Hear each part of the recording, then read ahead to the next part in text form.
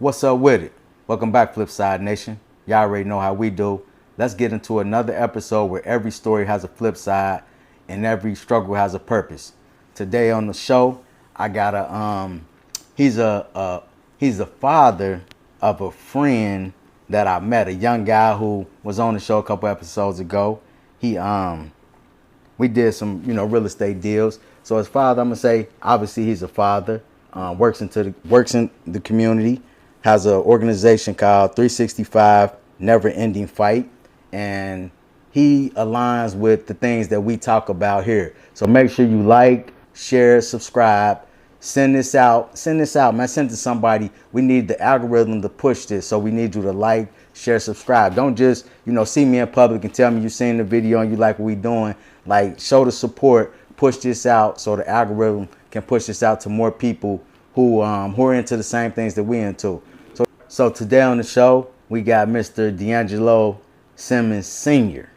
How you doing today, brother? I'm doing good, brother. How you feeling? Man, I'm doing good, man. Good to see you, man. It's been a couple years, but I met you one time. Yeah. One time when your son had moved out to Arizona. Mm-hmm. Yeah, okay. Yeah. I'm proud of him, man. I'm proud of your son, man. I appreciate you. So we're gonna get into that discussion, speak about, him. I know he came from good cloth, just judging from the young man who I met. Gotta say. But I when he told me, man, you should sit down with my pops, I'm like, I love to do that. Yeah. He told me you work with youth and things like that. I'm like, anybody who trying to build a strong community, those are the type of people that I love to have on the podcast. Gotta say that. So let's get into a little bit so our viewers can understand where you come from and, what struggles or adversities you may have had, coming up early in your life. Where you grew up at in Cincinnati? Born and raised in Winton Terrace, man.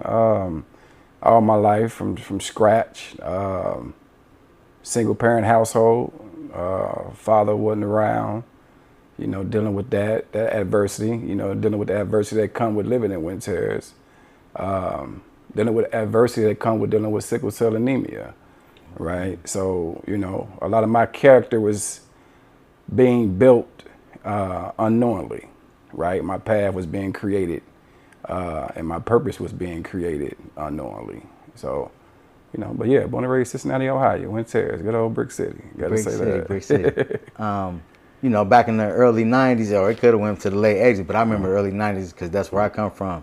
Like our two neighborhoods used to clash. Yeah. You know what I mean? Lincoln Heights. Yes, sir. So Lincoln Heights and Winton Terrace used to clash, man. And I'm like, we up in age now, and I like the fact that we can sit down and we can communicate even about things that may have been going on back then. It could have been a lot of foolishness, you know what I mean? Right. So now, and it'd be kind of frustrating because you'd be like, damn, how the hell you don't see it, like, but it take time, man. Development. It take time. I like that. Yeah, it take time to develop, man. So in high school, was you like any ambitions to go to college, or like what was your goals coming out of high school, or was it I already know the things that was going on in the neighborhoods back then? So where was you where was your alignment at this time? What was your mindset? I was trying to figure out, how I'm gonna eat, my clothes, right? I was tacky. You know what I mean? Yeah. Mom Dukes couldn't do it, give me the things I wanted. She was focused on the things I needed. Exactly. You know what I mean? I'm Which with is, nothing but respect to that. But yeah, man, I got my GED at 30 years old, man. I didn't graduate. I was a father at 19, man. So I was just focused on trying to get some money in my pocket by any means necessary. So I couldn't even think about school, you know what I mean? Because, my attire wasn't right. You know what I mean? My, how I felt wasn't right.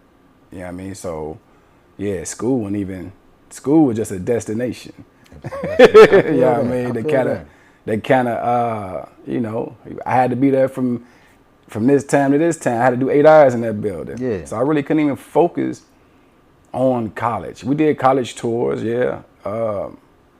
but college wasn't even in my, in my mind at all, man. Like, so, I was, like we spoke earlier, man, school wasn't pushed in my house, to be honest, with all due respect to, to my upbringing, but it's the reality, right, which shaped my parenting, right? So, yeah, it wasn't no sitting at the table doing homework. Yeah. It wasn't no holding me accountable. I was skipping school in the 6th grade. Damn. You know what I mean? So it was like cooking fleece at 11. Damn. So that's young. I was just trying to figure it out. Right? You any siblings? Yeah. I'm the youngest of 4, but that came up in the household with me was my older brother and my older sister. So I was the youngest. So I was really just trying to chase behind my brother, blind leading the blind. I'm just about to ask you that, like, cause some of these things that you was like getting into, could it have been from seeing an older brother doing something? Nah, cause he really wasn't rocking with me at that time because I was young. Yeah, I'm saying seeing him though. You know how you can observe somebody doing. Oh, okay, like, okay. You know, even though he was doing his 1-2 trying, yeah. But my sister would always tell on us. So she been a snitch, as they say. Which was nothing but showing love. Exactly. You know what I mean? But exactly. Back then she was a taller teller. Like, she was always telling on me and my brother, but more or less my older brother. So I never saw my brother hustle. It was just me and my friends trying to figure out. I was cutting hair at 11, not even knowing how to cut hair. When on the first of the month, that check hit, we knocked on the people's doors. Your son needs a haircut. Right. So me and my partner Chico, we used to tag team people's heads. He do the hairline, I try to do the fade. Yeah. I was tearing heads up too. That's great. I was cutting in like the 7th grade, man. I was getting it in. Like, people, man, you still cut, man. Yeah. I know where you coming from with that. Just trying to get money, man. Yeah. But even when I was selling fleece, when I was fleecing, we made that little concoction. And when I walked outside with it at 10, 11 years old, it felt like everybody knew I had it in my pocket. And I knew that wasn't for me at that moment, even at that young age, right? Because I'm like, I got paranoid. So I went outside with it. And that's when I found out early that selling that wasn't me, So I tried it, but hey. So to give my viewers, like, fleece is a terminology for, say for instance, if, somebody had a bottle of liquor, but instead of, liquor in there, it was water. So, it may look like a narcotic, but it doesn't have anything in it that's going to get a person high. Right. So people did these things back in the early 90s who maybe wasn't able to get their hands on a narcotic, but you can have something that looks similar to it and you can trick people thereby. So, some people might understand the fleece game. That's but the breakdown. Say that. But absolutely. But I'm understanding where you're coming from, because that was, the life back then. That was the era, man. People used to use sage to take place in marijuana. Yep. You know what I mean? You bake it in the oven, and once the money changed hands, I mean, that's just real, man. That's the era that we came up in. That was a survival tactic, man, and that's just what happens when you don't have structure, consistency, due to whatever reason. Right. And this is no strike to Mom Dukes, but this is what happened when one parent trying to watch 3 kids and raise 3 kids. You can't keep your eye on everybody. Man, you touched on so much stuff, but I didn't want to interrupt you. That was like lessons. And one of the things you touched on, it's like parents, we have to understand, man, because I be really hitting hard with the parenting in the community right now. I think there's a lot of bad parenting going on. It is. And I'm telling people, like, flat out, no ifs and we ain't cutting no corners. Like, y'all got to do better. Yeah. When your kids, like when you spoke about being in school, not able to focus on what the teacher talking about, because you really might be thinking about, like, damn, how I'm gonna get these, how I'm gonna do this, because you got so much pressures, other stresses on you, can't even pay attention. Yes. So some of these parents, it's so much stuff going on in the household, whether you're in there fighting and fussing with your boyfriend, or he's, hustling out the house, the kids seeing all these stuff, so they can't even go to school and pay attention because they got all this other stuff in their mind. So a lot of this stuff come down to the parenting. You know what I mean? Oh yeah. So when you touched on that, and I'm hearing you, and I'm feeling what that was like, because before we got on here, I told you what my parents didn't never, it wasn't nothing about no sit down and do no homework. Parents ain't never been to a parent teacher conference, like not one time. You know what I mean? And I feel like if my parents was there, I could have became, a lawyer. Maybe I wouldn't have chose the street route if I would have had other options. Some households, people sit right there where you sitting. They tell me, when I was in elementary, man, my parents was telling me, you going to a HBCU. And I'm like, your parents was telling you that at that age? They say, it was instilled in me. I ain't had no choice. Yes. So that's why I'm trying to get these parents nowadays to understand we need to do a better job at parenting. And that could come down to the music that they listening to. Parents got their 5-6-year-old kids emulating people who doing stupid stuff on social media. It's like, once you put your kid on here and try to go viral because your kid can quote the 10 Commandments or something, anything other than this foolishness. You know what I mean? But I agree 1,000. Yeah, I wanted to touch on that, man. So you have your son at a early age, you said 19? 19. Okay. What was that like being a young father? Man, it was terrifying, right? Because I didn't have an example. Okay. So Feel that. when I caught him coming out the womb and I cut the umbilical cord, and the first conversation I had with him that night was basically, I never forget it. He was born at 3:04 in the morning, right? And his mom in the bed, she sleep, tired from bringing him into this world. So I'm sitting there and I'm holding him, and I just had a promise. I said, hey, I'm here, I ain't going nowhere. Lord, I mean, my bloodline. And he didn't remember this conversation. I mentioned this again when he was playing for Mason, and he had a father thing for football. And what I'm about to tell you, I told them that day. Okay. And that's basically just telling him I'm committed. I don't know what this journey gonna look like. Right. But I ain't going nowhere. Right. So I led with loyalty, right? And everything else I pulled from that, what I didn't have and what I knew I needed. So I just made sure he had it, right? And that's where I started from, man. It was more, I was young, man. I ain't had no examples, man. I ain't know where to start. Like, you know what I mean? So it was just, hey, we're going to rock out. You know what I mean? That's what it is. Like, and that's what it was. That's how I started with him. Like, so where would you, let me think. Where would you give the credit to? Where did that come from? Like, how did you think that got instilled in you to be able to, at this young age of yourself, having your first baby, where did that mindset come from for you to be able to speak that to your son? Well, this early in life. Well, like I said, I didn't have it. So I knew what I needed. Gotcha. Right? I knew where I needed, and it was things that happened to me that I was a part of growing up, of course, that I was able to see the household I was in. Moms had a bogus boyfriend. You know how that can go. For sure. You know what I mean? So I saw some domestic violence, right? That my pops, I was probably like 6 years old, 6, 7, and I wanted to be Chuck Norris. Remember Chuck Norris? Of course I remember. So Halloween, right? So Halloween, I called Pops like, can you buy me a costume? Excuse my French. He said, ask that nigga your mama fucking. Oh my goodness. So that's 6 years old. Yeah, wow. Right. And I'm 47. I still remember it verbatim. So imagine the what was burned in my mental, right? So with that, I never forgot things like that. Exactly. So I knew when I created life and I have my son in front of me, I'm like, oh man, I don't know what this is gonna look like, but I ain't going nowhere. For sure. By any means necessary. Sure. Like, I mean, anybody come between, they're gonna have hell to pay. Right. And that's just where I was at with it, man. And, I just knew what I needed and just try to be that for him, FlipSide Nation, I hope y'all paying attention, man. Listen. I want y'all to type this into the comments because y'all done heard me say this probably on damn near every episode we ever had. I tell people it's our job as parents to be better parents to our children than our parents were to us.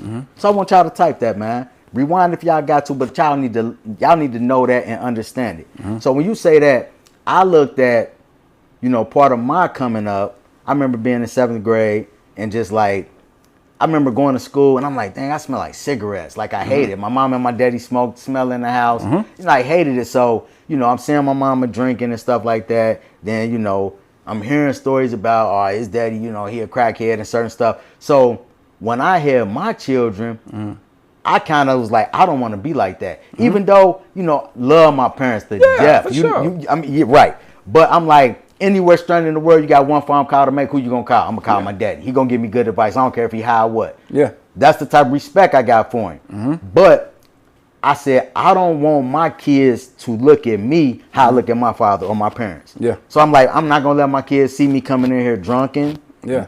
I'm not going to be smoking weed. I'm not going to smoke cigarettes because I know how it made me feel as a kid. Yeah. You know what I'm saying? Yeah. So it's like, sometimes we can, like you said, I looked at how my father was and I'm like, I'm not going to be like that. Yeah. Just like on the good side, it could be like somebody who can look at their father like a great provider, great a father, husband, whatever it may be to their mothers. Like, I want to be like my dad. Yeah. You know what I'm saying? Yeah. So I was curious to know, like, what made, like, where did that come from to where you like, I'm telling my son this when he came into this world. Yeah. Like, I want to know where you got that from. Yeah, you know what I mean? Yeah, man. I mean, like I said, this is where it come from, man. Because I didn't, like how you just said, you know, if you need something, you know who to call your daddy. Yeah. No matter what level he on. Yeah.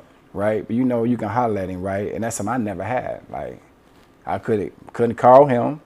Really, to be honest, man, I'm trying to think who. If I needed to call somebody, it wasn't nobody to call. Damn. At that young age. That young age. Right? You know what I mean? Not saying like, you know, my uncles used to be around, but, you know, they got their own kids, their own life, their own family. True, so, man. you know, I used to go to their houses and kick it, but, you know, that was short-lived because that's not my reality. Right, I can go to Forest Park, I can go to College Hill, but at the end of the day, they drop me right back off of Dutch Colony. For Like, sure. and this is my reality. So I had to learn how to navigate that. Like, so, but yeah, man, that's why I teach young homies, man. Like, I don't care what level your father on, sit with him, because them same hurdles that was thrown in your daddy way gonna get thrown in your way. True that. So either learn how to navigate it, good, bad, or ugly. If you got tripped up, let him tell you how you got tripped up. If he was able to jump it, let him show you how he jumped it. You know what I mean? But don't judge him, right? Yeah. Like I said, because this parenting thing, man, is beautiful, but it's a hooligan. We be learning on the fly most of the time. Yeah. Right? Yeah. Especially when you got no examples. Right. Right. I You ain't got heard no you. examples, you know. But you know, it's a lot of pamphlets out there now. Yeah, You know, it's everybody a say, little everybody say no handbook to parenting. Yeah. There's some pamphlets out there There's some now. pamphlets So out pick there. up one, goddamn it. You You got to say that. So you decided to, you know, move your family to, like, what would you call like a better situation? Like, did you feel like moving to the suburbs, your son could get a better education, just experience different? Like, what was your reason? What was your thoughts behind that? So I was raising my son, like I said, in Winton Terrace. His mother stayed out there as well. Yeah. She stayed out there. She from Winton Terrace as well. So he was out there maybe up to probably like 5, 6. Then we moved to Hawaiian Village, which is another ball game within itself. Mm-hmm. But I was ready to take him somewhere else to where he can learn how to navigate and communicate with people that don't look like him. Right? Because Hell of a perspective. I could teach you about that concrete. You ain't got to live it. I already did it. So I can educate you on how that goes. Right. But let's go out here and learn this other ball game that come. You know, they got this hurdles out there too, right? True. It ain't peaches and cream. Right. You know what I mean? But it ain't Winton Terrace. Exactly. Right. So I just wanted him to be in the school. I couldn't afford to send him to a good school. Right. Right. I didn't want him to go to, and this is no shot to Aiken and the other Cincinnati publics. True that. But I already did it, so you don't got to do it. Yeah. And I know it come with that, right? So let's go out here and learn this, you know, which was a beautiful thing. He played football, he excelled, right? And that's what I wanted for him. And Mason was a melting pot of races, right? I ain't want him to sit in front of somebody white and clam up, but you extra tough with your own people.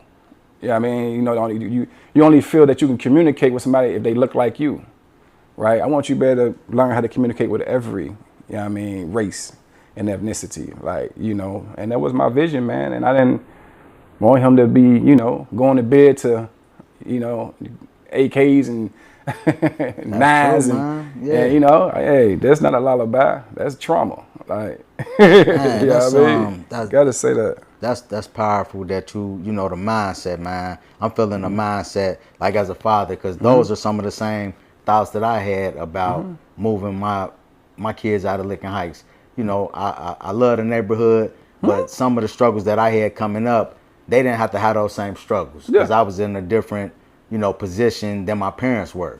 So I feel like I made a lot of mistakes, but I did accomplish I still, even though I went to prison, but I still was a better parent to my children than my parents were to me. You know what I mean? So, you know, the life, I was able to get them out of that, put them in a better school district. Now, since you touched on that, I want to ask you this question, just being honest.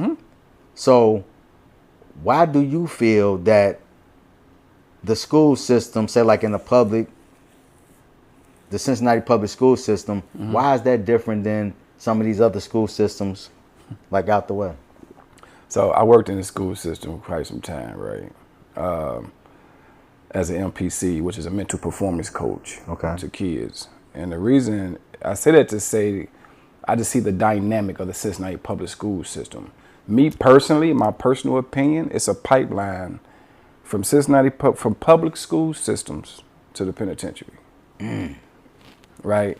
What a lot of the kids don't understand is a lot of kids get pushed through. Right? I remember back in the day, your report card used to say promoted or passed. Right?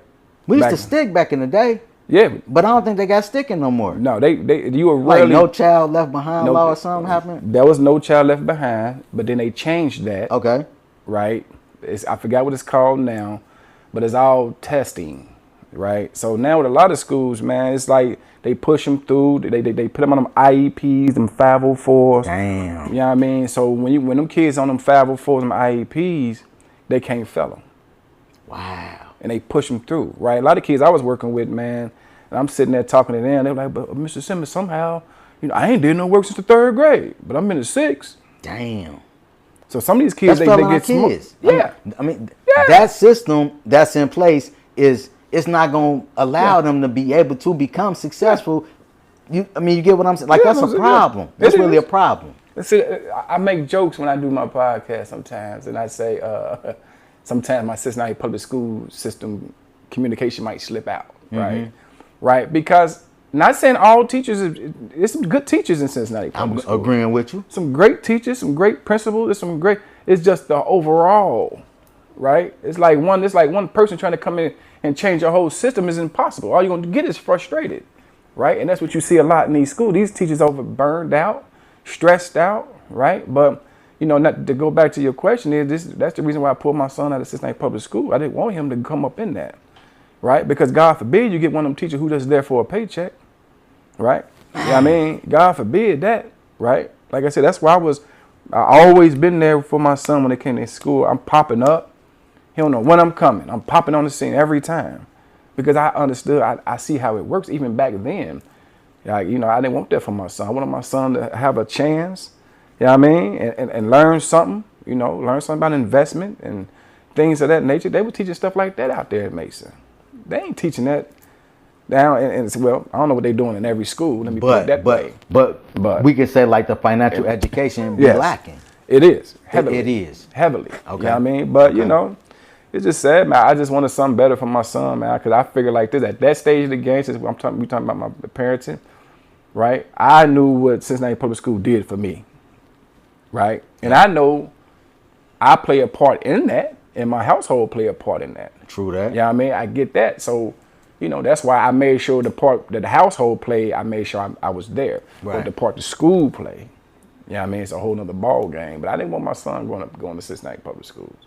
I didn't want that. And we get it. Some parents, you might not have a choice. Yeah, you might not be able to do that. Yeah. But you still can let them teachers know that you with your kid. Be you involved. Can be involved. Yes. You know what I mean? So we ain't gonna say it's still a lot of successful people that came from that school system. So we ain't down in it like that. So, but we need the parents to be more involved when it comes to your kids. Don't just be sitting on the side at the Little League football field hoping your kid gonna make it to the NFL. Be involved in their schooling. Man, I was mentoring some kids down at Roethlisberger Elementary. My sister was a principal. And them ladies had told us some of them kids would come in there with a haircut the first day of school and wouldn't get another haircut all year. Yeah. And I'm like, what? It was unbelievable to me.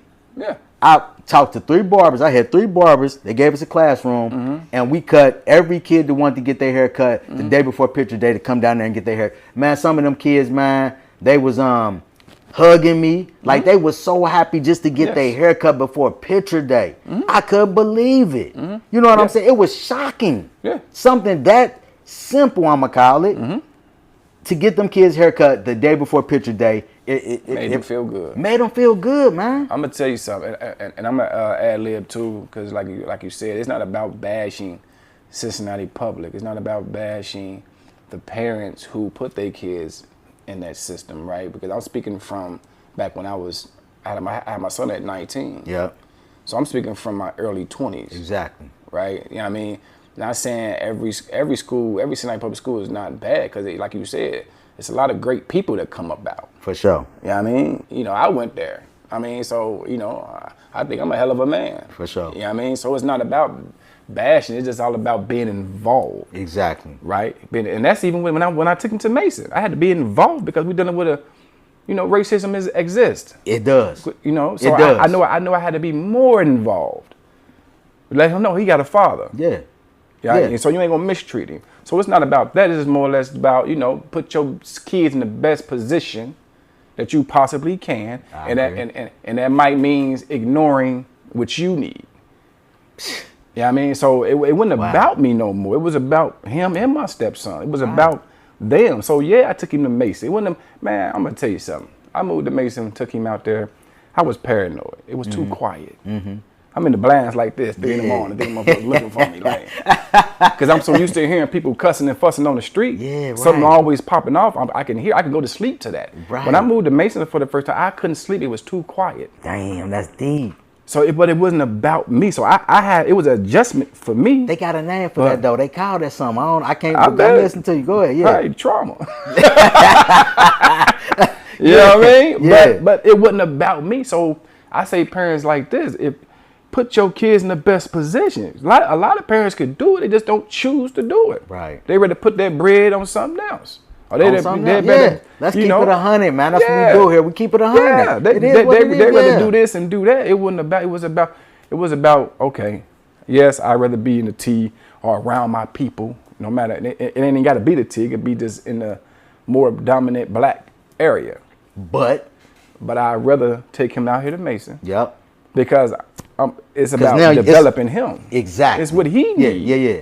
At least what I think he needs, and that's what I wanted for him. Right. Like, you know what I mean, I ain't want him to have to worry about getting, you know, jumped and gunplay. Not saying shit don't go down out there. It does. Yeah. You know what I mean? But I just wanted, when it came to education, me moving out there was based off of pure education. Got you. It wasn't about, it was pure education, and you know, everybody that grew up in chaos want a quiet place at some point. Different environment. Yeah. So we always move till we think what we deem to be better, which is the suburb, which is not always better. I agree with that. And I learned that being out there. Mm-hmm. Yeah, I mean, I learned a lot of better, but it was about putting my son in the best position to win, man. I like at the end of the day.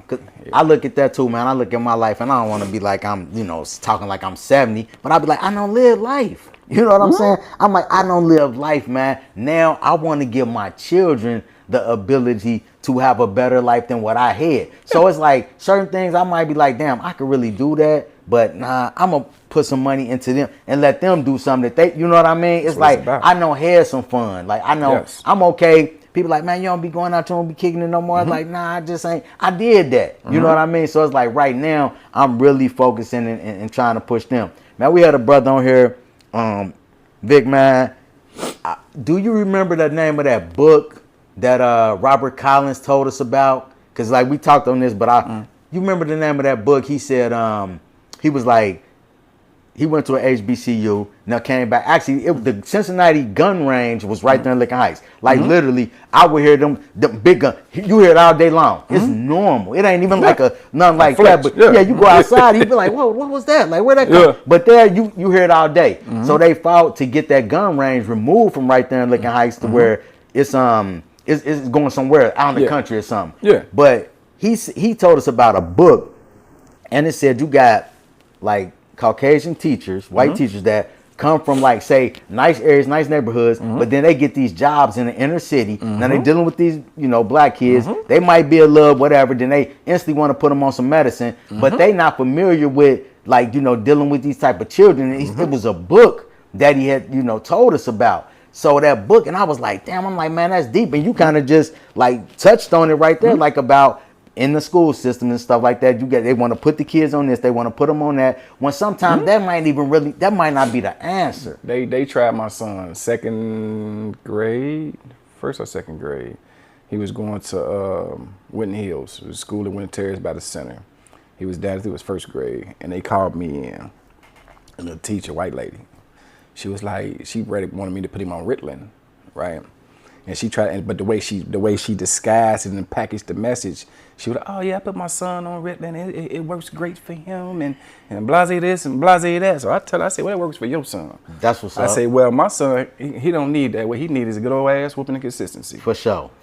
I say that's all he needs. Yeah. Like, I mean, you're not about to medicate my son. See what it is. A lot of teachers don't want to deal with him. Like, sadly to say, a lot of Caucasian female teachers come into these inner city schools.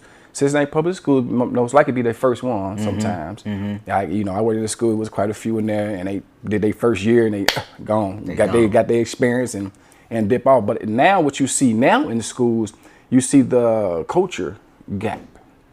They can't relate. To the kids. So they looking at black kids as overly aggressive, especially black boys. Right. I mean, they look at them a certain way and they judging them in a certain way, just they lingo. If you look at a teacher and say, gang, oh, come on, gang. Right. We know that's just terminology. Yeah. You know what I mean? So they'll get offended, right? They get offended when the righteous send you to the office. So you see a lot of that in the schools with some, not all, some, right? You know, but yeah, man, it's really a culture divide now in the schools now. Damn. Right? And you need more black men in these schools. Right. When I was in school for 2 years, man, I loved it, man. I loved it, and I understood it, man. Like, you know, I used to take certain little homies, man. That was a part of my like list of kids I worked with, and I might take them and comb their hair and kind of clean them up and shape them up, man. Sure. And I'm like, it's hard for kids to focus on a task when they stomach growling. Yeah. Or they got to fight because somebody capping on them because they hair, or they stink, or they clothes dirty. Right. But you expect this child to sit and focus for this amount of time is impossible. And this stuff a child shouldn't be going through. Shouldn't be going through. Shouldn't be going through that because at all. Suppose what's being done at the house. You know what I mean? Man, you said something else, man. It's like, damn, boy, I'm telling you, man, we could be on here like them boys be going live on them videos for hours. But you just touched on something, man, and it hit me. You spoke about damn, what was that? It was something about I read a book and I can't remember what the book was called, but it was saying like how back in the day, like say, you know, black men, the strong ones back in the day, like they had that deep voice and they would want them like not to use that deep voice because it's like, you know, certain things about our character, like you say, when the women, now they dealing with the black kids and they hyper and you just don't know, like it can be a sister that like, baby, come here, like what you doing? Like you can have a conversation with them instead of like wanting to put them on something. So like you say, there is a disconnect, and that's just being honest. That's not saying nothing bad about, you know, this race of people or anything, but it's a disconnect there. You might not understand. If somebody, just like they won't say understand this, you comment somebody's hair and it's kind of nappy and it's like, but they like, well, when I comb my kid's hair, it ain't like that. It's a difference. It's a different texture of hair. So somebody needs to be in tune with dealing with, and I'm like I say, I had some white teachers that when I went to the joint at 17, matter of fact, Mr. Henderson, he taught English, Miss Wilhelm and Miss Davis and Miss Hilliard. They taught the class with kids who had babies on the way because my son was just born when I was in high school. So when I went to prison at 17, it was 4 of my teachers. 3 of them was white ladies that wrote me letters, like kept in touch with me damn near like the whole bit. You know what I mean? So I'm never saying anything bad like that, but it can be a disconnect. You know what I'm saying? It can, culturally, man. Yeah, it's not, I mean, that's just the reality of things, man. Like, you know, like I said, like when my son went to Mason, like that was a whole culture shock for me. Like I was at I think I got married at 29, 30. So I moved out there probably like 31. So that was a culture shock to be around all them white people at once. You know what I mean? You know, it was cool.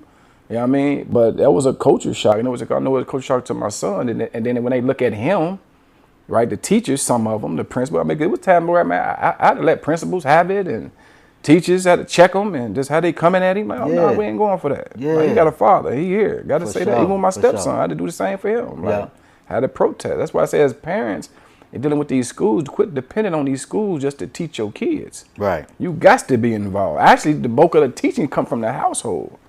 True. And we're supposed to come from. We're supposed to come from, not the schools. Not the schools. Like them teachers, they stress. You got a classroom. Let's say you got 15 kids in the classroom. And you got 2 of them clowns. Like, there's only so much that teacher really can do. It's only so much. So if you ain't coming home and holding a candle, what's in your book bag? Better yet, put your homework on the table. Yep. You know what I mean? We're going to sit down, we're going to feed you. You know what I mean? We're going to do that, we'll let you chill for a minute, and then we're going to get on this homework. That's what I'm talking about, man. Right. That's what I'm talking about. I'm going to hold him accountable, man. That's why my son got more drive than me. He got more discipline than me, and I raised him to have discipline. Like, you know what I mean? Yeah. You know, yeah. that's almost like, you know how somebody always got the best advice, but don't follow their own. Yeah. Yeah. Sometimes it be like that. I'm with you. But I wanted my son to be the opposite of everything of me. Yeah. Right. I wanted to be opposite, man. And, you know, not to jump around topics, man, but I knew I couldn't wear a mask in front of my son. My son had to see the authentic me, 100%. And that's what I learned. A lot of these kids, the environments I done worked in, a lot of these parents, man, still wearing masks around their kids. That's why their kids don't know who the hell their parents is. Wow. And they don't respect them, a lot of them, because they wearing this mask. Wow. You know what I mean? So, you know. That's deep. Yeah, man. This shit real out there, man. And you've been working, so, like, you know, we've been talking about just the fatherhood, because, like I say, these type of conversations, I feel like they are needed. And you know, bringing up some points.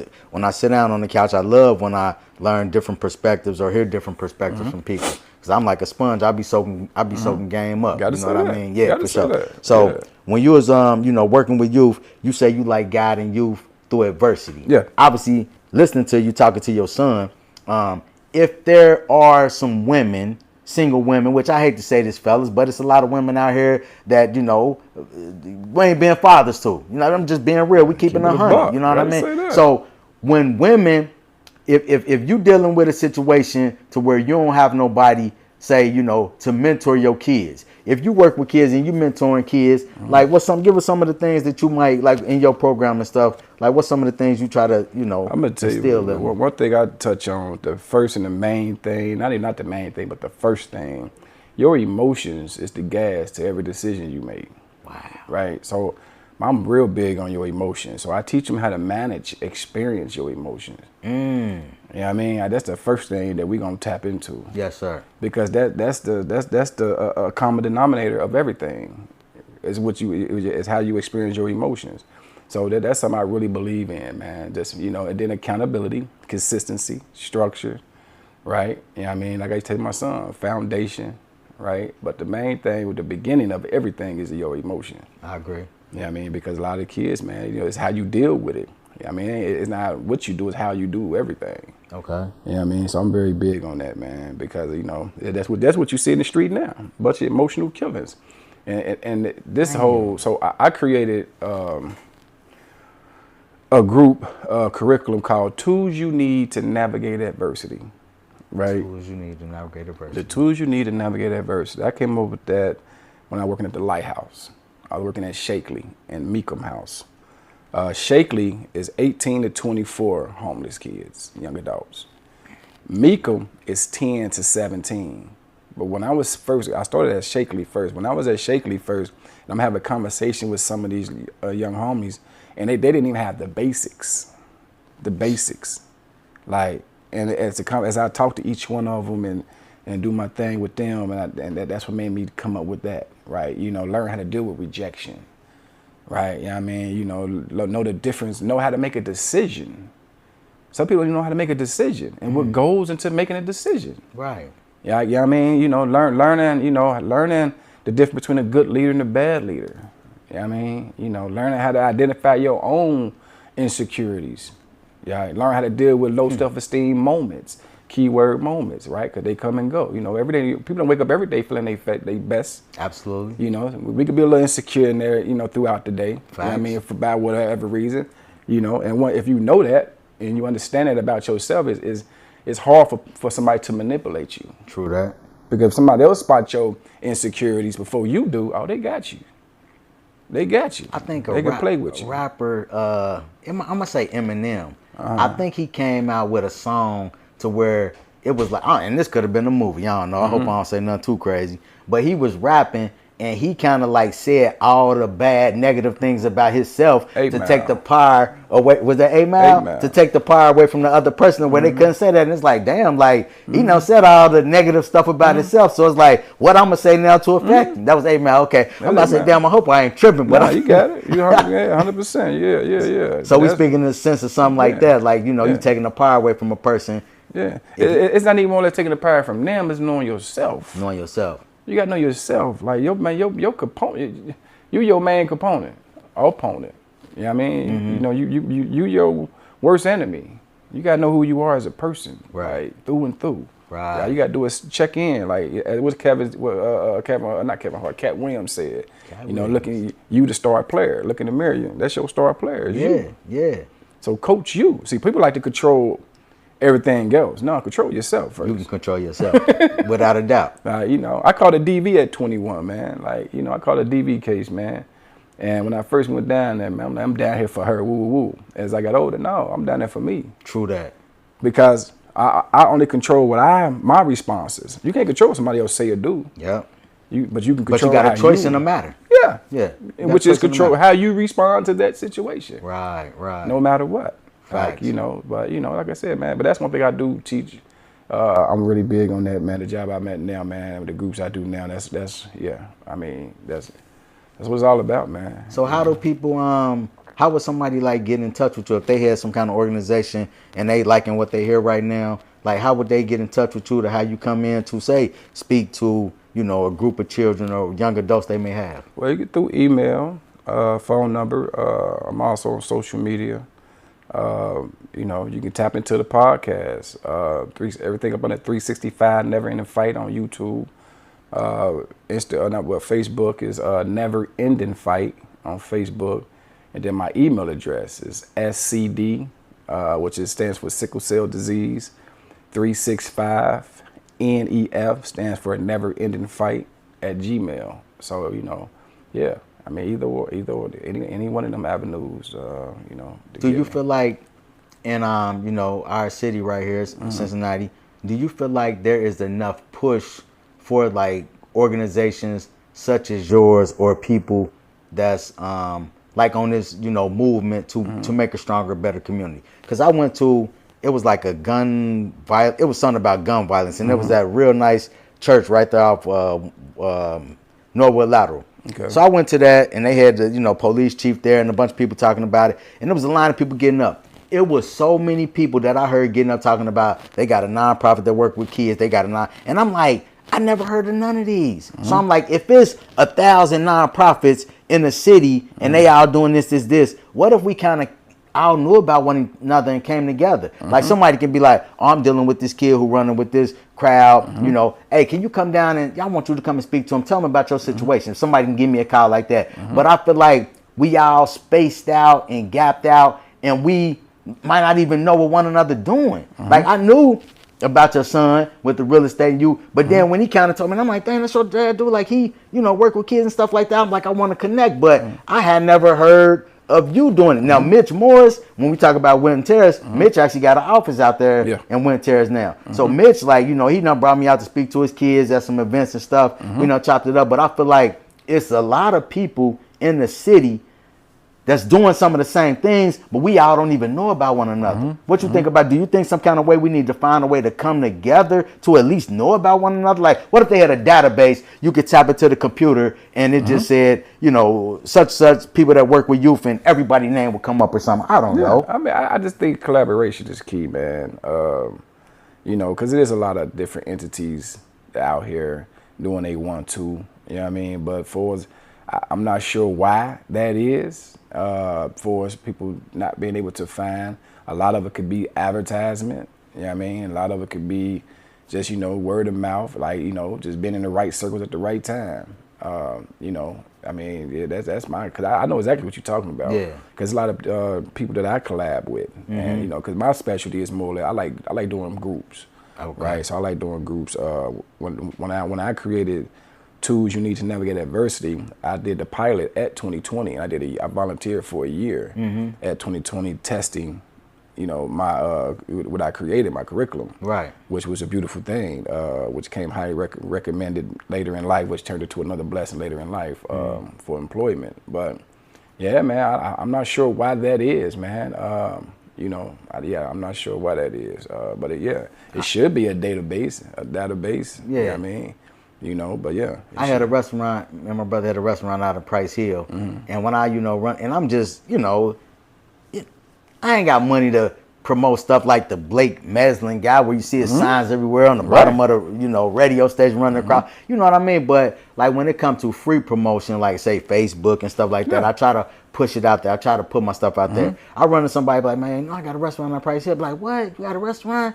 And I'll be like, dang, that made me feel like I ain't doing my job, that this person haven't heard about my restaurant. Yeah. But if I run to somebody like, hey, bro, I got I heard you got a restaurant. I just ain't made it out there yet. Yeah. And that make me feel better. Yes. At least it came across to him. But somebody who ain't never heard about my restaurant, how they going to come out to the restaurant? Yeah. You know what I'm saying? Right. That's why I'm pushing right now about the podcast. Yeah. I'm pushing it out there. Yesterday, we was at an event, in Licking Heights. By the time y'all see this, is going to be a couple of weeks ago. But we was giving out free T-shirts. Got, Licking Heights, whatever. Block party only. Then on the back, we put the FlipSide Podcast. I'm like, I'm giving these shirts away for free because anytime they wear them, it's going to be more advertisement for the podcast. Walk like, billboard. There we go. You know what I mean? So I'm trying to get this out there. And I just like I tell people, like, share, comment, subscribe. If something on here you don't agree with, you a teacher at CPS, come on, give your opinion. Like, I like to have dialogue. I'm not saying I have all the answers. Right. I'm giving opinions. Guests sitting on the couch, they're giving their opinions, or we talking about experiences. But you may have a different experience. But we can talk about this. We can communicate. It don't got to be no disrespect. We can have a logical conversation. Like trying to get to the bottom and talk about things we can do as a community as a whole because at the end of the day, even if you live in certain areas, say you live in Indian Hills, like y'all got money, but y'all go down, live in Hyde Park, but y'all still going downtown to do something, you might become a victim of something that's going on. So you should just want to work at it just as much as people like us that came from the communities that want them to do better. Indeed. We living in the same city at the end of the day. Like we all should be in this fight or this movement to bring better solutions and like conflict resolution. Ain't no way somebody should end up dying because somebody stepped on somebody's shoe in a club setting and that ended into a shootout. Like what we talking about? You know what I'm saying? Like things you talk about, like I said, we talking about choice. We talking about decision making. Because you actually gonna go out to your car, you gonna wait for this man to come out and you gonna do something to him because he stepped on your like what? That's the emotion part too. Right. Yeah, I mean, that's how that shit. I mean, that's how it works, man. It's just, we got to collab with one another, man. And even you bringing me on here, right, allowing me to get my message out, right, allowing me to sit here and have dialogue and get an understanding of 365 and why it was created, right? You know what I mean? Like I said, the whole thing just come from my development, right? You know what I mean? Like even it's in the name, 365, never in a fight. It's an everyday battle to be your best self. For sure. That's what it stands for. One bad decision can change your life forever. Put you on a whole other different trajectory. One bad decision. Gotta say that's all it takes is one bad. You know what I'm saying? You could been doing good, and then you go to the club, get drunk, and then go leave drunk, and some guy. One bad decision. That's what people need. And nobody is excluded from this. Just because you live in making a lot of money, you're not excluded from one bad decision change your life forever. Yeah. You know what I'm saying? And that's why I try to tell all of the young homies, man, that I tap in with, man. When you make a decision, man, it just don't affect you. Oh my goodness. Talk to me. It affects everything around you. For sure. Because if that decision is too how can I say this, radical or drama type, if they can't get you, who they gonna get? They gonna make you come out of hiding. That's a different perspective, yeah. Right? So you gotta understand when you out here shaking and moving in these streets, man, you gotta realize you're not making decisions just for you. You're making decisions for your loved ones too. Right? But like I said, man, this era that we in, I hate to I don't want to single out the generation. Right? Because it's really no different, really. We just older now. True that. Right. It's really no different. I know some people like to say, oh man, this era, these kids crazy. No. Like the term YN, right? I don't care for it because I make t-shirts, right? And I got one to say YN. I say YN is just a young nigga trying to learn how to be a man. Don't forget. Right? Difference is they just abbreviate everything. That's where the YN come from. Like, I mean, like I said, you know, they just trying to figure it out. Yeah, like I said, they got these hurdles that they dealing with. We didn't have social media. Our beef was either from the porch and from school. Yep. Man, these kids comparing themselves to people over in different cities, states, and countries. Like, right. You know what I mean? So it's like they got so much. Some stuff be done because of the camera. There might have been some stuff like I say, you know, cell phones end up coming out like when we was younger. Yeah. But back in the day when there wasn't no cell phones, people wasn't so quick to maybe do certain things. Like we was in the spot last night, and I'm just looking at these young ladies who are dancing in the mirror, and they just the whole night they got their phones looking at themselves in the mirror as they bending over, and I'm just like I'm sitting there and I'm just like this is wild. Like it wasn't like that back in the day when I was younger and we was going. They just it wasn't no dudes over there. It was just three girls got the thing and they just in the mirror got the phone looking at the mirror and look. I say, man, seen a girl last night, something I never seen. I guess somebody had the car in reverse and she back there at the reverse camera shaking, and I'm like, what? When they start doing that? It's attention, man. I said, so is somebody videoing the reverse camera where it's catching you in the back of the reverse camera shaking your ass? I'm like, what are we doing? Like, what are we doing? That's what I'm saying, man. They got. It's sad when you see grown folks fall victim to this social media realm, right? And doing things like that, right? But when you're talking kids, right? You talking kids now. It's no different than smoking a blunt, drinking liquor, when it comes to them pheromones being released through attention. True that. Like I said, a lot of people just really, you know, they live for instant gratification. It's right now ready. Like I said, man, it's just, you know, it's just how it is now, man. This is why I try not to knock the youth, right? Because we didn't have. I can imagine if we had social media back then. It would have been different for us too, for sure. Man, we'd be surprised. But a lot of cats just never be getting out of jail. Like, you know what I mean? You know. So back when we was coming up, you cut a camera on, you might get your issue. Cause you cut it walking in with a camera if you want to. Jay-Z said, when I was talking Instagram, last thing you wanted was your picture snap. Yeah. Like, you know what I'm saying? I said, dang, like I said, man, that verse was crazy. When I was talking Insta, when he was dealing with like grams of cocaine, he said the last thing you wanted was your picture snap. Yeah. So you got Instagram and people always want to take pictures now. Yeah. That's how you break that verse down. Like just being real. Yeah. Like, but now people want to put pictures of money and everything. Like I'm saying, like even everything. You know, you got say rappers or people getting money out social media, they getting a check or it's getting direct deposited, but they want to show all this money sitting out. They didn't just pay you with all that money. Yeah. But when you showing all that money, who is you sending that message to? You sending that message to the people that's out here in the street, which is that's deceiving. Like, what are we doing? Like, as a, you know, some of the people who are prominent, supposed to be prominent figures in the culture, who got a following, some of the stuff that they do, I don't agree with it. I'm like, cause y'all pushing out here this false narrative to where some people common sense saying, oh, he just got 50,000. If he got 50,000, it ain't come to him $50,000 cash. He got a check for that. He went and pulled it out the bank, then took a picture with it. Like, come on, man. It's like, that's misleading. And the people that don't know, I ain't gonna say because they don't got common sense. I'm like, they might be too young to understand what really just happened right there. But they painting this picture, and now you looking like, I gotta be out in the streets. I gotta get them. I want to take a picture like such and such. And a lot of times it don't work like that. I'm gonna tell you something, man. What I see a lot of the homies, man, like when I see them, it's like, imagine growing up and you feel like you was never seen. Your parents didn't pay you no attention, right? You didn't have the girls. You didn't have nobody pay you no attention. Go ahead. And now you got this contraption in your hand. Bring it together for me, right? And all you got to do is act ass, show out, do some of the dumbest shit under the sun. Yeah. Because that's what's going to get the attention. That's what's going to get the attention. And like I tell some of the homies, right? You know, I'm like, man, I say, so you ever seen the tattoo of the skull on these kids' hand now? Yep, I know something. You know where that come from? I don't. So like a skeleton, because that's how it would look. But talk to me. It's a little homie that passed away in Chicago called Bloodhound Lil Jeff, right? All right. He was a rapper. He was the first one I ever seen with that. Okay. And it's basically kind of represented the kill hand. Oh. Right. Yeah, I mean, so you get a lot of kids, man, just like, you know, replicating all of this, right? And then when you figure out I can get paid from this too. Right. Right. I asked him, I said, man, you picking up the same playbook King Von picked up, FBG Duck picked up, Dirt picked up, Mo 3, etc. And you expecting a different result. Different result. You see what happened to them. Same playbook. Right. And you expecting something else to come out of it. Like, make it make sense. Like, but all they see is the money and the attention. Forget the consequences. We deal with that later. Like, that's why I teach them, like, the power of the tongue. You can speak life or death with your tongue.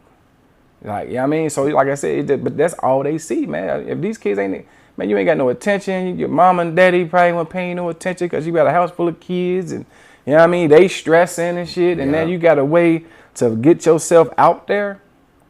You gonna do it. Because a lot of people back in the day, some people wouldn't even been noticed like back in our day. Like, everybody wasn't noticed back then, just being honest. You know what I mean? But now, with that phone, anybody and everybody could.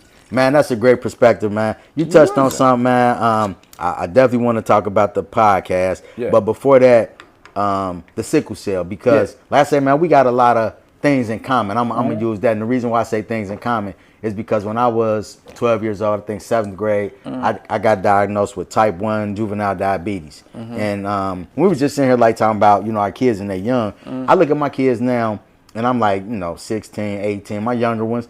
I'm like, I was 12 years old having to check my blood sugar. It wasn't like now you could have an app, thing on your arm, go to the app to your phone. It wasn't like that back in the day. I had to snap my finger, put it on this thing, let it sit there for a minute, then wipe it out, then let it sit there for 2 minutes. It changed the color, then the color I adjusted, put it up next to this bottle, and it give me a range of my sugar. You know what I'm saying? So I look at my kids now and I be like, they couldn't have did the type of stuff I had to do coming up. No. You just real. So when you speak about the sickle cell anemia, like, what can you tell us, more about that? I developed a program for 65 never in a fight.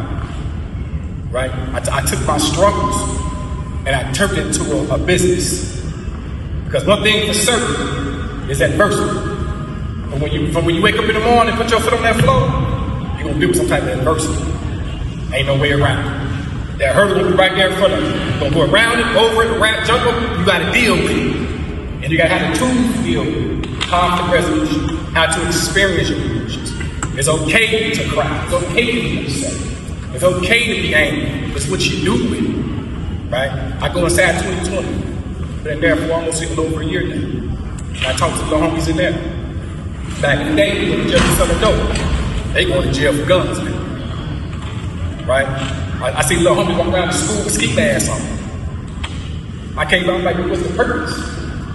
But you got to realize who teaching them, what we showing them, what they listening to, they sponges. How do we carry ourselves around our kids? How we deal with ourselves around our kids? How far you want me to go? Was you diagnosed with it young, like age of 5? Oh, 5? Oh, yeah. I was diagnosed with sickle cell SC hemoglobin. Okay. At the age of 5, but things really didn't start kicking in for me till I was probably like 15, 16. When basically I was doing my own thing. My mom's was making me lay down and take naps, and she was taking care of me. But when I got to a certain level where I'm ripping and running, smoking and drinking, and in the streets real heavy, that's when things start to kick up and transpire, right? But one thing I never forgot was that I overheard my doctor tell my mother that I wouldn't live to be 30, right? Real? So I always feared my 30th birthday, but this is the reason why I became the parent that I became for my son, because I actually told my baby mama, like, I had to, because she was 16 when I was 19. But I used to tell her that she got to be the best mother because I don't plan on being around long. Because I still hear 30 in the back of my head. So in my mind, I got a date. Right. Like, when I heard him say that, I was 10, 11, 12. So, and that's what he telling my mama. Like, so, sickle cell surprisingly prepared me for what I do now. Got you. Yeah, through all the adversity, right? Through everything I deal with, the resilience that you have to be, right? I'm in tune with my body. You know what I mean? So it's like, and if you know anything about sickle, you know what that is? I just know, man, when I was locked up, I think somebody I knew had sickle cell. And I'm going to say he used to have to go get blood transfusions. Okay. But that's really, I think all I know about it. So sickle cell is a red blood disorder, right? Let's say for your red cells, right? Your red cells is oval shaped. Right, they smooth, they squishy, right? They pass through the veins freely, right? Sickle cell ours is C-shaped, mixed in with the ovals, but they C-shaped, sticky, rigid, and when it flows through the veins, it clogs because it's not a perfect round oval shape. Okay. So it backs up. And wherever it backs up, that's where you have damage to your organs, or it creates pain. So I've been taking narcotics since I've been 16. Okay. Right? I take Percocet 30s. At one point, I done took Tylox, morphine, methadone, Oxycontin 80s, Oxycontin 40s, Oxycontin 20s, Percocet 30s, Percocet 15s, hydrocodone 5325, Dilaudid, right? So I didn't take like on the regular basis. Like now, one day I was just doing the math, man, on how many. When I switched over to the Percocet, I was like 21. I'm 47.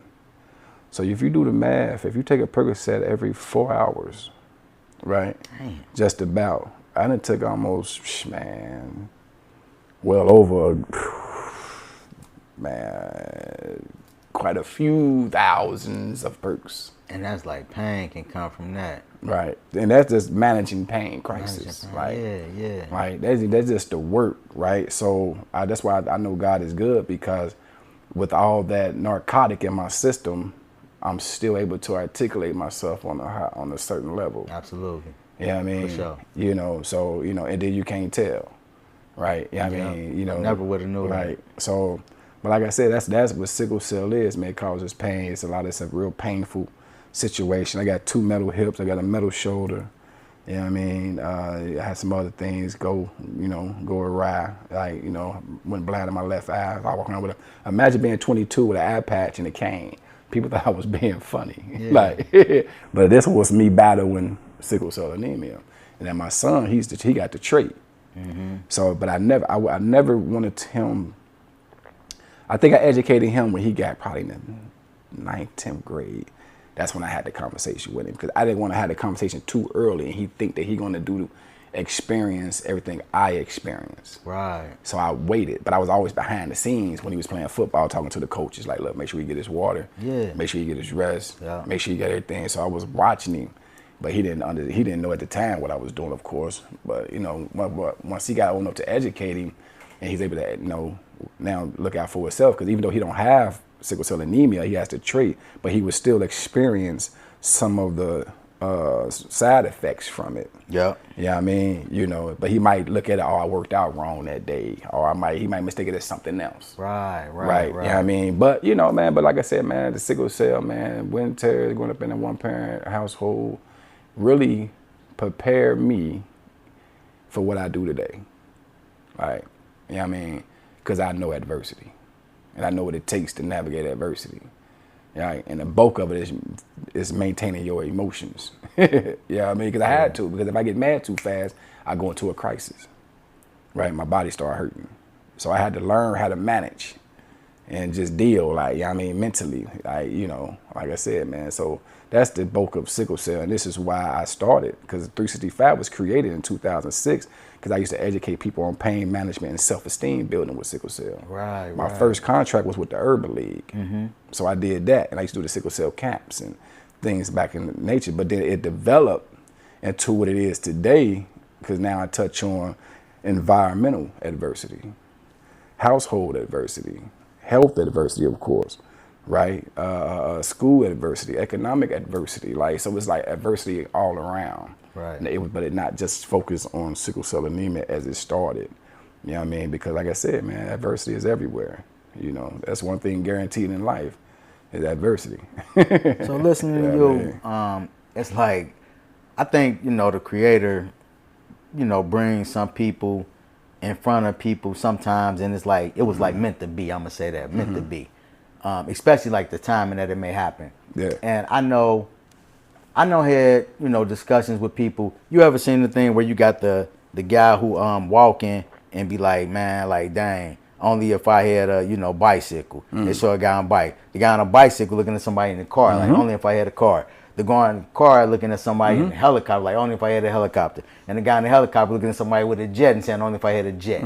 So when I think about my situation about having a type 1 diabetes and all the things that I had to go through and how hard, diabetes is on the body and things like that. And then I just heard all the things you had to go through with that. Cause like one thing, like pain, I got to take my medication. I got to make sure my blood sugar don't get too high or too low. Diet is a part of it at an early age. But pretty much, it can affect other things like your heart or, amputations or, your eyes, your kidneys, things like that. But when I hear somebody speak and say, well, they got to take pain medication and stuff, and then it made me look at my situation like, well, dang, what I've been complaining about, it can really be worse. Like it could be, everybody can, it always can be another situation to where somebody be like, dang, you would hear theirs and be like, well, dang, I ain't have to go through that though. Right. You know what I'm saying? So I knew, like I said, I just remember I knew somebody, it seemed like he used to have to get blood transfusions, but that's all I kind of knew about it. I really wasn't that aware of sickle cell. What you just told me, that's my first time like knowing that was a good breakdown. And that's the guy. So you got SS hemoglobin. A lot of SS patients get blood transfusions because their hemoglobins, which is their blood count, can get as low as 6, which is very deadly. It's supposed to be up right. like 12-ish or something. See, mine's run 13, 14, which is very high, so I'm less anemic. Gotcha. Yeah, that's just how it works, man. Like, cause I have had blood transfusions due to surgeries, but one thing, I had a blood replacement. And that's crazy because they take all 16 pints out your body and they replenish you with brand new blood. Never heard that. Right, and that's so they had you hooked to 2 different things. So they are pulled from here and they are put back in here. So as they pulling, they putting in. So you got this wheel running, and you looking at it like that's similar to dialysis. Yeah, exactly. So they pulled all the blood out, but it was funny because when they did that back then, I was cured for sickle cell for like maybe a week before your bone marrow started to produce it again. But man, I had some of the best energy. I had some of the best. I didn't feel no pain for like a week. So it was like a teaser, like, you know what I mean? But it's just what it is, man. I appreciate life. I cherish my peace, right? You know what I mean? And, that's why I could walk along these streets, man. Like I know a lot of people, but I'm by myself probably 90-some% of the time because, I like my peace. And I know at the end of the day, all this got something to do with that, man. I protect it at all costs, you know what I mean? Because, I can't battle that in other people and sickle cell. True that. Right? Sickle cell, it needs my undivided attention because it's an everyday thing. Right. Right. So I ain't got time to be dealing with no hoopla. Like, you know what I mean? No somebody that's on some other stuff. So, but it prepared me, man. It prepared me from where I was at. I never knew that I was being shaped to do what I do today. And this is why I do it. So I do it at a high level and I do it so well and effortless, man, because I've been living it my whole life. You know what I mean? So, that's how I go, man. Life is beautiful. Tell our people, what's the podcast so they can, get on there and subscribe and what type of things can they expect to like see on your podcast? So I created 365 Never Ending Fight podcast. I've been doing it since 2020. And when I started doing it, I like having real conversations with real people who didn't learn how to figure life out, right? So you're gonna find a lot of different things, educational purposes. Okay. You know what I mean? I'm not a big character, so you ain't gonna see no goofy. You know what I mean? None of that. I ain't get that bug. Yeah. Unless you know me, then it's a different beast. But when it's time to tap in, man, I like having real conversations, man, with real people. And my thing is so the kids and the parents that's coming up can use and apply to their household, right? Okay. I might talk about how important sharing parenting is. True that. You gotta be able to co-parent. You know what I mean? I interviewed one partner, rest in peace, man, essay. But I interviewed him, and we had a great conversation. I started off interviewing people from Winton Terrace who then got older and, transitioned. For sure. And, and man, I bring Essay up because that interview was so profound that he ended up passing away maybe a year after that. But he spoke about it in the interview. Wow. So that was a shocker to me. You know, but I like to interview a lot of people, man, that just, you know, have real stories, man. Just, you know, I mean, it's funny because I try not to talk a lot about sickle cell as much because it gives me anxiety, right? And so that made me transition topic, because at first I was just interviewing people with sickle cell and how do they live, how they manage it. Right. But I realized energy transfer, like, you know what I mean? So it started doing something to me, so I kind of segue into, like, you know, deeper conversations about just everything, everyday, you know, adversity, you know, parenting adversity, I like that, et cetera, man. But it's just some good conversation, man. That's what you're gonna find, good conversation. My opinion, like you said earlier, my opinion is my opinion, but don't make it right. You know, it's not for everybody. But, you know, talk to me, let me know. Tell me if I'm tripping. Comment, let me know. You know what I mean? And then we can have dialogue if you want to. You got to say that. Yeah. But yeah, 365 Never Ending Fight on YouTube. I go by Mr. Check Your Temp on there. And you can follow me on Instagram on Mr. Check Your Temp. So I kind of teeter between those two parts when they do the podcasting. Yeah. I want to say, man, you know, your mindset. I'm not gonna say, you know, your story.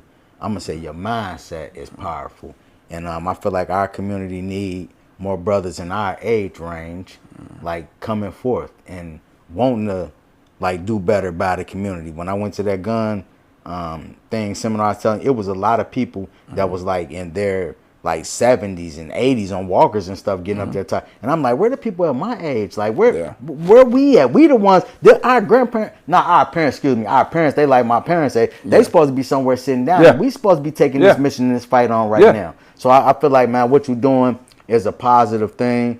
FlipSide Nation, make sure y'all like, share, subscribe if you ain't subscribed. Subscribe to my brother here, and comment. Like, you know, if we said in, just comment whether you agree, disagree. Let's have dialogue. Like, I love this, man. This positive, and, you know, to make our communities better, we're gonna have to have some tough conversations. I'm not saying this is gonna be something we gotta sit and smile about. Some people you're gonna have to look at yourself in the mirror. You're gonna have to hear about yourself about. You're gonna have to be, you know, open to hearing about you not maybe parenting as good as you think you are parenting. But we gotta have tough conversations. It gotta start with us. Indeed. It has to. Is it anything you want to leave our viewers with? I mean, I can leave it off with, you know, first things first, I'm gonna reiterate. If you got any kids out there that need a little more guidance and coaching, especially when the school year come back around. So what I do, one part of my coaching is, you know, you get some parents, you know, like I said, keep it a buck, single mothers, right? Got to work, take care of the family, got to do everything, right? So they can't be involved in school. That's 100% right. Accurate. So a part of my program is I will go in there and be your voice. That's what's up. I like that. So when it's time to go to a PTA meet, I go. My man. When it's time your teacher need to be talked to on the behalf of your child, that's where I come in. I like that. You know what I mean? Everything is a fee, of course, but it's reasonable, right? And it's worth it. Right. Because what I would do is something I would do, and I would go in there and I would take pieces of my curriculum that I created, and I would teach them that. Yeah. Right? You know, teach them how to experience their emotion, deal with rejection, make a decision, etc. Right? So, you know, if that's something they looking to indulge in for their kids next year, you know, you can go to shoot me an email, right? scd365nef@gmail, right? Because a lot of parents, man, they busy. A lot of mothers got to do both. You know, sad to say, a lot of fathers out here, you know, ain't doing what they need to do. They playing super stepdad somewhere while they leaving their kids to grow wild in the hood. You know what I mean? You know, so, you know, if you need help with your kids in school, let me know. And I also do coaching through, you know, the platform. Like I said, you know, through Zoom. Okay. Right. You know, that's a lot more feasible price wise because, like I said, it's not a destination. For sure. All they gotta do is log in. Yeah, sure. We know gas high. Yeah, gotta say that. Gotta say that. So we log in. You know, we sit through, go to the curriculum Saturday and Sundays, right? And as they get more involved, you know, they'll get a T-shirt. They get and every so many visits, so many sessions, right? Coaching sessions, and I'm not a therapist, right? So, you know, I reward the kids just for participating. Okay. You know, take them to a nice restaurant, make them dress up, put a tie on, and show them different experiences. I like that. You know what I mean? So they can know how to navigate, and the world is bigger than they block. Yeah. You know what I mean? You know, so, but like I said, one thing, my slogan, man, the fight of your life, it takes some coaching, man. Got to say that. You know, that's my slogan, man. I like that. I like that. Got to say that. Well, listen, thank y'all for tuning in once again to the FlipSide Podcast. Make sure you like, share, comment. We need comments so the algorithm can push this out to like-minded people. Y'all know the motto, stay down till you come up. Appreciate you, brother. Got to say that. Yes, sir. Yeah, man, that was